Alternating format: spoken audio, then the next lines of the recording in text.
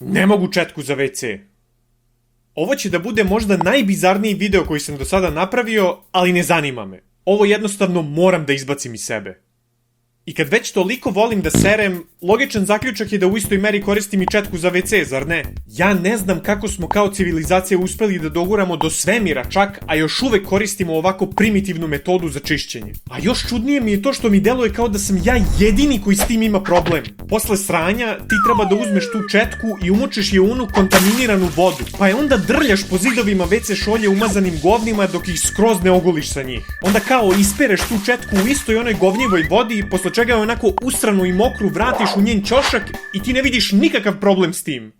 Izvinjavam se ako sam nekom zgadio jelo ovim opisom, ali ne znam šta ste drugo očekivali kad ste vidjeli naslov. Ja mrzim da je koristim i do skoro je nikad nisam ni koristio. Kao prvo, ako pre sranja ne postaviš malo toalet papira u WC šolju, ja nemam poverenja u tvoje životne odluke. Osim toga što time sprečavaš da ti govna umažu keramiku, takođe sprečavaš i da te Poseidon svojim talasima neočekivano pomiluje po guzici. Ali nekad se desi da imaš rogue govna, koje čak i pored papira uspeju da dotaknu zidove šolje.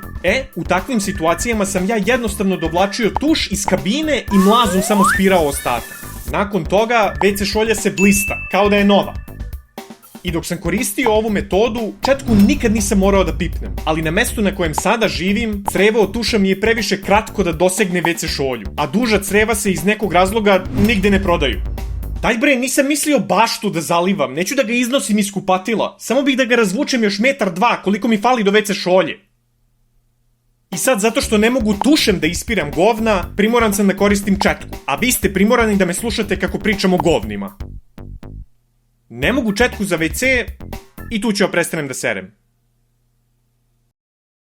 Ako želite još ovakvih videa, kliknite na neki na ekranu i ne zaboravite like i subscribe. Za kraj, veliko hvala Antonio Gorišek, Lovro Riger, Lukašin, Mario Vrećo, Odisej, Tryhard Tadej i Vlad Baš. Da biste se našli na listi na ekranu, kliknite join, postanite boj i povećajte svoj mozak.